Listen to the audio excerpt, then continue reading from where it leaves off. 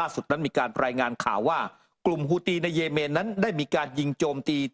เมืองท่าไอลัสของอิสราเอลทำให้เสียงไซเรนนั้นเตือนภัยทางอากาศดังขึ้นนะครับแต่ก็ไม่ได้รับความเสียหายหรือมีผู้ที่ได้รับบาดเจ็บขณะที่มีข้อมูลใหม่ที่เพิ่งเปิดเผยกันออกมาว่าอาวุธที่ฮูตีนำมาใช้เป็นขีปนาวุธชนิดใหม่ที่ชื่อว่าปาเลสไตน์นะครับโดยฮูตีนั้นมีการเผยแพร่คลิปแสดงนาทีขีปนาวุธปาเลสไตน์ที่มีหัวรบลวดลายเคฟิยะหรือว่าผ้าพันคอลายตารางหมากรุกของชาวปาเลสไตน์กำลังทะยานขึ้นจากฐานยิงเคลื่อนที่ก่อนพุ่งไปในอากาศอย่างรวดเร็วพร้อมกับควันสีขาวพวยพุ่งออกจากเครื่องยนต์ซึ่งควันสีขาวมันมักมากับขีปนาวุธเชื้อเพลิงแข็งผู้สื่อข่าวรายงานนะครับว่าขีปนาวุธเชื้อเพลิงแข็งสามารถติดตั้งและยิงได้เร็วกว่าขีปนาวุธเชื้อเพลิงเหลวซึ่งนั่นเป็นจุดอ่อนของกลุ่มฮูตีเนื่องจากฐานยิงมิสไซล์ของฮูตีนั้นตกเป็นเป้าถล่มของสหรัฐและกองกำลังพันธมิตรซ้ำแล้วซ้ำเล่าตลอดหลายเดือนที่กลุ่มฮูตีนั้นเนี่ยครับได้มีการโจมตีเรือสินค้าในทะเลแดงมีครั้งหนึ่งที่ฮูตีนั้นถูกโจมตีตั้งแต่ยังไม่ทันได้ยิงขีปนาวุธนะครับโดยฮูตีนั้นบอกว่าปาเลสไตน์เป็นขีปนาวุธทำขึ้นมาเองแต่ไม่เคยมีข้อมูลมาก่อนว่ากลุ่มฮูตีนั้นเนี่ยครับมีศักยภาพในการผลิตขีปนาวุธที่ซับซ้อนและระบบนำวิถีที่รับรู้กันก็คือว่าเขี้ยวเล็บของฮูตีนั้นมาจากอิหร่านตั้งแต่ช่วงทำสงครามกลางเมืองในเยเมนอิหร่านยืนกรานไม่ได้ติดอาวุธให้กับฮูตีแต่เรือที่สหรัฐและพันธมิตรเคยสกัดยึดได้ขณะมุ่งหน้าไปเยเมนพบทั้งอาวุธเชื้อเพลิงจรวดและส่วนประกอบอาวุธจากอิหร่านและเป็นที่น่าสังเกตว่าการออกแบบขีปนาวุธปาเลสไตน์นั้นคล้ายๆกับขีปนาวุธฟัตตาหรือว่าผู้พิชิตในภาษาฟาร์ซีที่พัฒนาโดยกองกำลังพิทักษ์การปฏิวัติอิสลามของอิหร่านหรือว่า IRGC อิหร่านเองนั้นก็เปิดเผยชมขีปนาวุธฟัตตาเมื่อปีที่แล้วโดยบอกว่ามันสามารถเคลื่อนที่ด้วยความเร็วสูง15มัคหรือเป็นความเร็วเหนือเสียง15เท่ามีพิสัยทำการเนี่ยครับ 1,400 กิโลเมตรซึ่งสั้นกว่าระยะจากเมืองไอลัสกับพื้นที่ที่ฮูตีควบคุมในเยเมนเล็กน้อยแต่สามารถตั้งค่าขีปนาวุธใหม่เพื่อเพิ่มพิสัยการยิงได้ก่อนหน้านี้ในเดือนมีนาคมผู้สื่อข่าวนั้นมีการรายงานข่าวนะครับว่าฮูตีนั้นมีขีปนาวุธความเร็วเหนือเสียงในครอบครองด้านฟาเบียนอินผู้เชี่ยวชาญอาวุธและนักวิจัยจากสถาบันยุทธศาสตร์ศึกษาระหว่างประเทศก็บอกว่าแม้บอกไม่ได้แบบฟันธงว่าปาเลสไตน์นั้นเป็นขีปนาวุธรุ่นใดแต่บอกได้อย่างมีความเป็นไปได้สูงว่านี่คือขีปนาวุธขับเคลื่อนด้วยเชื้อเพลิงแข็งนำวิถีแม่นยำที่อิหร่านจัดหาให้ส่วนอาวุธไฮเปอร์โซนิกอาจเป็นความท้าทายอย่างสำคัญต่อระบบป้องกันขีปนาวุธและความเร็วและความสามารถทางเชิงกลยุทธ์ที่ขีปนาวุธนำวิถีมีเส้นโคจรที่ระบบป้องกันอย่างแพทริออตของสหรัฐคาดการและวิถีสกัดได้แต่หากเป็นขีปนาวุธที่เคลื่อนที่ไม่ปกติและเปลี่ยนทิศทางได้อย่างขีปนาวุธไฮเปอร์โซนิกการสกัดกั้นจะยากกว่ากระนั้นก็ยังไม่ชัดเจนว่าขีปนาวุธปาเลสไตน์ของฮูตีนั้นมีศักยภาพระดับใดกันแน่เป็นขีปนาวุธ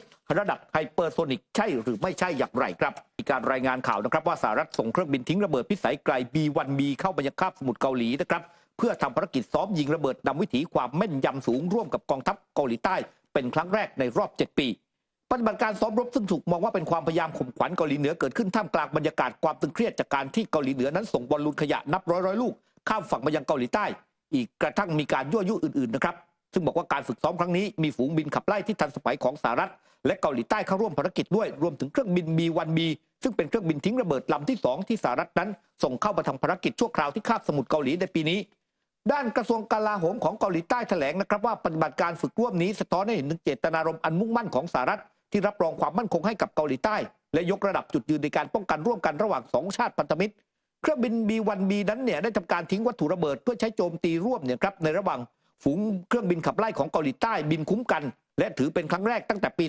2017 ที่เครื่องบินทิ้งระเบิดของสหรัฐนั้นเข้าร่วมในการฝึกลักษณะนี้ทางกระทรวงระบุด้วยว่าฝูงบินขับไล่ของเกาหลีใต้นั้นยังได้ฝึกปฏิบัติการยิงด้วยกระสุนจริงเพื่อแสดงให้เห็นถึงความพร้อมในการลงโทษเกาหลีเหนือหากมีการยั่วยุนะครับซึ่งในการซ้อมรบครั้งนี้ยังมีการใช้ระเบิดที่เรียกว่าบังเกอร์บัสเตอร์บอมด้วยนะครับหรือระเบิดที่มีอานุภาพเจาะทะลวงลึกเข้าไปใต้ผิวดินซึ่งเป็นสิ่งที่เกาหลีเหนือนั้นหวาดระแวงมากเป็นพิเศษและอาจเป็นภัยคุกคามต่อผู้นำประเทศรวมถึงเครือข่ายอุโมงค์ใต้ดินและโครงสร้างต่างๆของกองทัพสำหรับเครื่องบิน B-1B นั้นมีศักยภาพในการบรรทุกอาวุธแบบดั้งเดิมได้ปริมาณมากซึ่งที่ผ่านมานั้นเกาหลีเหนือมักจะอ้างถึงการส่งเครื่องบินชนิดนี้เข้ามายังคาบสมุทรเกาหลีว่าเป็นสิ่งที่บ่งชี้ถึงนโยบายก้าวร้าวของสหรัฐอเมริกาในช่วง1 สัปดาห์ที่ผ่านมานั้นเกาหลีเหนือก็มีการส่งบอลลูนหลายร้อยลูกที่มีทั้งมูลสัตว์ก้นบุหรี่เศษผ้าและแบตเตอรี่ข้ามไปยังฝั่งของเกาหลีใต้โดยอ้างว่าเป็นการแก้แค้นที่เกาหลีใต้นั้นปล่อยให้นักเคลื่อนไหวส่งบอลลูนเข้าไปโปรยใบปลิวโจมตีระบอบคิมจองอึนในฝั่งของเกาหลีเหนือในขณะที่รัฐบาลเกาหลีใต้ขู่จะใช้มาตรการตอบโต้ที่ทำให้เกาหลีเหนือนั้นสุดจะทานทนและยังประกาศระงับข้อตกลงทางทหาร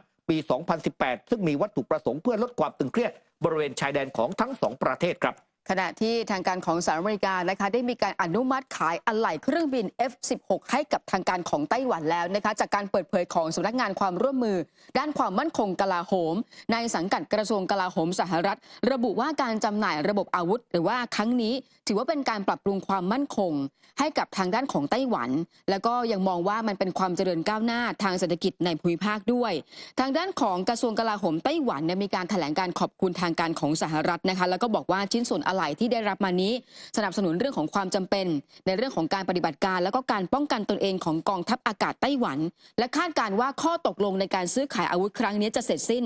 ภายในเดือนกรกฎาคมทางด้านของรัฐมนตรีว่าการกระทรวงกลาโหมไต้หวันเนี่ยให้สัมภาษณ์กับสื่อแล้วก็มองว่าณวันนี้เองไต้หวันจำเป็นต้องมีการระดับเรื่องของศักยภาพในการป้องกันตนเองหรือแม้กระทั่งความร่วมไม้ร่วมมือระหว่างไต้หวันกับสหรัฐนั้นยังมีอีกหลายส่วนที่ยังไม่สามารถเปิดเผยได้ค่ะครับยังอยู่กันที่สหรัฐอเมริกานะครับคุณผู้ชมครับที่สหรัฐอเมริกานั้นปรากฏว่าล่าสุดนั้นศูนย์ควบคุมและป้องกันโรคของสหรัฐและหน่วยงานสาธารณสุข25รัฐรวมถึงวอชิงตันดีซีนั้นกำลังสอบสวนหาต้นตอของการแพร่ระบาดของเชื้อซาร์โมเนลลาที่เชื่อมโยงกับแตงกวานะครับหลังพบผู้ติดเชื้อล้มป่วยด้วยอาการอาหารเป็นพิษมากถึง162รายและมี54รายที่ต้องเข้ารับการรักษาตัวในโรงพยาบาลโดยผลจากการตรวจสอบเบื้องต้นบ่งชี้ว่าเชื้อซาลโมเนลลานั้นเนี่ยน่าจะมีการปนเปื้อนมากับแตงกวาของบริษัทเฟรสตาโปรดิวซึ่งต้องมีการเรียกคืนแตงกวาที่ส่งออกไปขายเนี่ยใน14รัฐเมื่อ2วันก่อนอย่างไรก็ตามทางการนั้นยังคงมีการตรวจสอบอย่างละเอียดเพื่อหาต้นตอของการติดเชื้อที่แท้จริงต่อไป